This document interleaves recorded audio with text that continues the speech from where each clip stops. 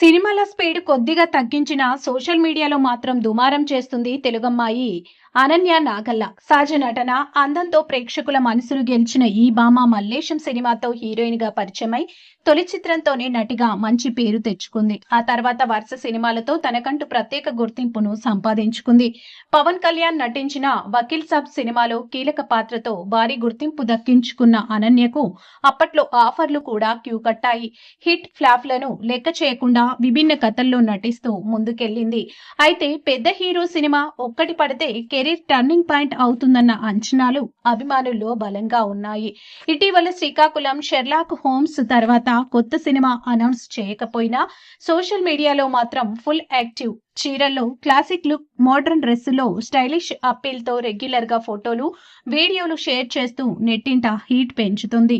సినిమాల విషయంలో సైలెంట్ గా ఉన్న డిజిటల్ స్పేస్ లో మాత్రం అనన్య హవా కొనసాగుతూనే ఉంది.